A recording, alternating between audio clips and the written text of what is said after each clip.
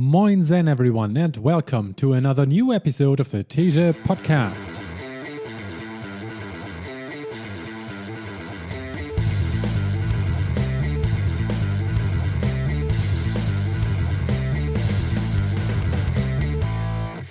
Alright, welcome to this new book episode about Michael Schur's book How to Be Perfect, the correct answer to every moral question. This book has 304 pages and I finished reading it on January 10th of 2026. My short description of the book is: billed as an introduction to moral philosophy, this book delivers exactly that, in a hilarious, practical way. You'll find insights for everyday life everywhere, and simply sharpening your awareness brings you closer to becoming perfect, in quotes. Alright, impressions.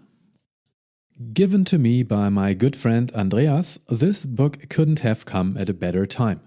The two previous books I had read were about ways humanity might destroy itself and showed impressively how there's basically nothing we can do to decrease the risk. This one focuses on how to be a good person, something that we all have fully under our own control. Refreshing. That's not all that's refreshing about this book. It's also really funny, which makes it easy to read and the information and lessons stick. To me, humor is a catalyst for those things. Taking a step back first. The author, Michael Schur, is a Hollywood-type producer, director, writer who has worked on hugely successful TV shows such as Saturday Night Live, The Office, Parks and Recreation, and his own development called The Good Place, a show that stars Ted Danson and Kristen Bell and deals with the topics of this book. The moral questions that interested him and which he put into that TV show are central here.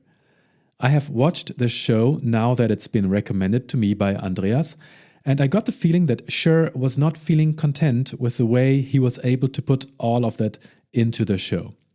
In order to keep strong ratings, you can't really talk in depth about moral philosophy. You can only touch on the themes. It's a difficult ask of the viewers, and you have to throw in the occasional love triangle in order to keep everyone watching. But still, I feel like he managed to do this well in the show. Regardless, he wanted to say more. To talk about his journey into ethics and classical philosophy, as well as modern ideas. And that's how the book came into existence. Together with an actual moral philosophy professor who made sure all the ideas are presented correctly and who occasionally provided hilarious footnotes, you can be sure to read something of substance here, despite all the jokes and entertainment along the way. The style he chose is sort of colloquial, like talking with a friend over a bunch of beers at a bar. That's a good choice to convey these sometimes quite dry ideas. Basically, he presents us with a multitude of scenarios of ever-increasing difficulty and uses those to explain how the different established schools of ethics would deal with making the best possible decision here. Early on, Aristotle and his virtue ethics are introduced. We then learn about Jeremy Bentham's proposed principle of maximizing happiness, and then Immanuel Kant. Especially Kant's categorical imperative, which basically states that one should always act in a way that it could become a universal law, was really hammered into my brain by this book, finally. I always had trouble remembering what exactly Kant wanted to tell us, and now I do. Setting this idea up across from the obvious counterpart called utilitarianism is the logical thing to do, and he does so over and over again without it getting tedious. He also touches on a bunch more philosophers, such as Sartre and Camus with their existentialism, but he reaches an end quickly with them because, as he presents it, they mainly stated that there's no meaning, it's all absurd, and you are free to create your own meaning in life. Sounds like there's not much you can do with that when trying to make difficult ethical decisions in a way that improves the overall happiness or quality of life of those involved. To me, it also feels a tad self-centered, even though historically existentialism has been closely connected to communism, famously neglecting the self in favor of the greater community. Another interesting philosophy he presents is called Ubuntu and originated in southern Africa. Its foundation is that a person is a person through other people, meaning what's good for the community is good for each individual, and that you don't become fully human alone. The latter half of the book is then mainly dealing with the daily struggles Westerners are facing in our modern lives and how to navigate those by applying philosophical ideas to them. Sometimes in a hilarious way, sometimes rather solemnly. The author reaches a point he calls moral exhaustion, which he defines as the feeling of resignation you get once you realize a given situation just has no single correct answer and there's nothing you can do except to decide which way you will fail. This resonated a lot with me. The closer you look at anything, the more complex you realize it is. I often wish more people would acknowledge that. We all want simple solutions, but there's rarely an important situation that really is simple to solve. This applies to almost anything in life, from whether almond milk is a better choice over cow's milk, to whether keeping a huge stack of nuclear weapons is successfully guaranteeing peace and prosperity forever. It's easy to be decision fatigued once you understand all the philosophical implications. Schur then turns this around by stating that trying to become better is basically all that matters. There are no perfect solutions and decisions, so you just have to give it your best shot and you'll be fine, hopefully. He introduces the concept of a sort of moral bank account, he doesn't call it that though, and explains that it will grow by making ethically correct decisions, but you'll also sometimes have to withdraw something due to a failure of acting in the best interest of everyone. The important bit is, according to Schur, to always acknowledge when you're currently making a withdrawal from the account. It's inevitable it'll happen occasionally, but by thinking about it and staying aware of your own actions, you will be more likely to improve your actions going forward. That is something that I already felt strongly before reading the book and have expressed in many discussions with friends. So reading it here written down by someone who spent a lot of time on the topic felt good. In my opinion, this is a highly recommendable book, and it's for absolutely everyone. Our society would greatly improve from more people being aware of these philosophical ideas and starting to think more about the implications of their many decisions every day, myself included. Highlights.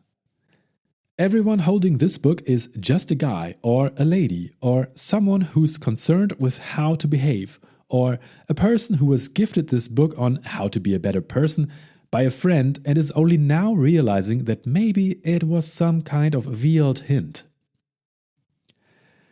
Part 1, in which we learn various theories about how to be good people from the three main schools of Western moral philosophy that have emerged over the last 2,400 years, plus a bunch of other cool stuff, all in like 80 pages. If flourishing, in quotes, is still a bit slippery as a concept, think of it this way. You know how some people who are really into jogging talk about a runner's high? It is, they claim, a state of euphoria they achieve late in a long race, where they suddenly don't even feel like they're tired or laboring because they've leveled up and are now superhuman running gods, floating above the course, buoyed by the power of pure running joy. Two things to say about this. First, those people are dirty liars because there is no way to achieve higher level enjoyment from running, because there's no way to achieve any enjoyment from running, Because there's nothing enjoyable about running. Running is awful, and no one should ever do it unless they're being chased by a bear. So, in Aristotle's view, the very purpose of living is to flourish, just like the purpose of a flute is to produce beautiful music, and the purpose of a knife is to cut things perfectly. And the same way we develop any skill, Aristotle tells us we become virtuous by doing virtuous things. This is the lifelong process part of the equation. Virtue comes about, he writes, not by a process of nature, but by habituation. To me, this is the true value of Aristotle's virtue ethics. Despite being written so long ago, it's really on point when it comes to this one aspect of the human condition. If we are not careful, our personalities and habits slowly and inevitably calcify over time. This is the full sales pitch for virtue ethics.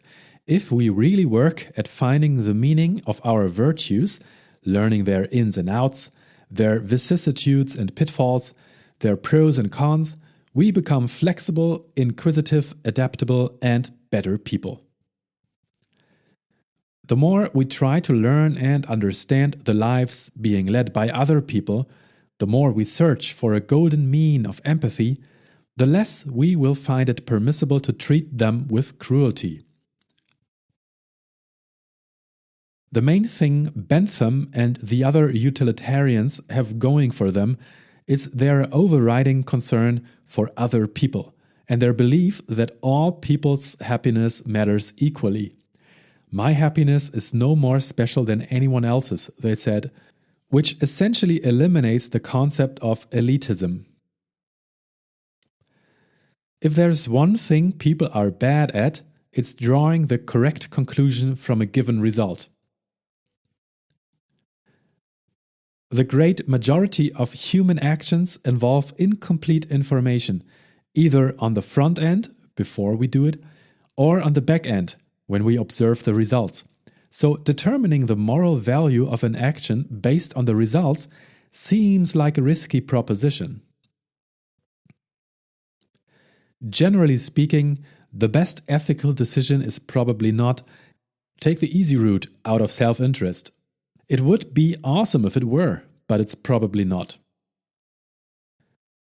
Kantian deontology is the exact opposite of utilitarianism. To that point, while all of utilitarian ethics was based on maximizing happiness, Kant thought happiness was irrelevant. Sometimes with Kant, it feels like a game where we have to find either the right way to phrase the maxim we will follow, or a way to avoid not following it in order to achieve the result we want without running afoul of his rules. Scanlon's suggestion, we give everyone on both sides the power to veto every rule, and then we start pitching rules. Assuming everyone is motivated to actually find some rules in the first place, that everyone is reasonable, the rules that pass are the ones no one can reject. Kant wants us to encounter a problem, press pause, enter some kind of solitary meditation zone, use our pure reason to discern and describe a universal law that applies to the problem, and then act out of a duty to follow that law. Scanlon wants us to figure this stuff out with each other, to sit across from one another and simply ask, do you agree that this is okay? If we are able, we should move beyond the minimum requirements of contractualism and do that small amount of extra work. Ubuntu is Scanlon's contractualism, but supercharged. It's not just that we owe things to other people. Ubuntu says we exist through them. Their health is our health. Their happiness is our happiness. Their interests are our interests. When they are hurt or diminished, we are hurt or diminished. We don't just owe things to people, we owe our whole freaking existence to them. And when we think of other people that way, well, we are not going to stop at the minimal amount that we owe to each other. We are gonna damn well return the shopping cart to the rack if we think it eases the burden of those around us. Part 2, in which we take everything we've learned and we start asking some tougher questions, and we use the stuff we've learned to try to answer them, and we also learn a bunch more cool stuff. This is that happiness pump idea, rephrased. Wolf describes it as a person whose default setting is not self-preservation, but rather other-preservation. It's the ego turned inside out. In other words, Aristotle doesn't demand that we be perfect little moral saints, smiling all the time, never losing our tempers, and polishing apples for our teachers. In fact, such a person is failing at finding the Goldilocks bullseye for whichever virtue he's attempting to exhibit. And he's also super annoying and boring. Who wants to hang out with that guy? He might say that there is a limit to self-sacrifice because someone who tilts too far toward helping others to flourish, a happiness pump essentially, may be unable to flourish herself. There is some amount of selfishness that's appropriate and even good for us to have, because without it we aren't properly valuing our own lives. In philosophy, desert deals with figuring out what people are owed, or in some cases what they're entitled to, based on different actions in different scenarios. Moral desert is the idea that if we do good deeds, we should be rewarded for them. When we do something good, we want the credit, damn it. We want a little gold star. We want to be seen as good people, and I mean literally seen, which I think is both completely understandable and deeply embarrassing. Pragmatism asks us to be moral referees, watching the action unfold and determining whether there is any difference between one outcome and another, and thus whether the dispute is idle or meaningful.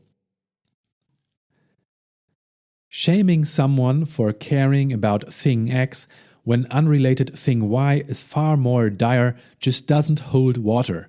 The common modern-day term for this is whataboutism. When we screw up, deflecting attention onto a completely unrelated action utterly misses the point, which is that we screwed up. A person who's deficient in guilt may never change his behavior, becoming callous to the effects of his actions. A person who feels excessive guilt might develop low self-esteem or become a recluse out of a fear of harming others. Somewhere in the middle would be the mean. Let's call it self-awareness. When we are trying to become better people, we should remember how powerful the simple act of conversation can be to help us navigate these choppy waters. It's frankly dispiriting that a woman who advocated radical selfishness and utter disdain for everyone but oneself wasn't booed off the world stage, but even today, Ayn Rand has plenty of adherents, especially among those who call themselves libertarians. The solution, however, is simple. We commit to those regular check-ins to simply note when we morally jaywalk that we are doing it. The ethics of not taking a vaccine and thus relying on those who did for personal safety, cheating on your taxes but still using public resources, using too much water on your lawn in a drought-ridden city, not voting but still complaining about government, these are all free rider varietals. Again, part of the project of this book is to help us accept failure, because, again, failure is the inevitable result of caring about morality and trying to be good people. It served as a good reminder of two different things. One, the work of making better choices is frequently annoying. We just have to accept that. And two, it can be done if we want to do it and can summon the time and energy to make it happen.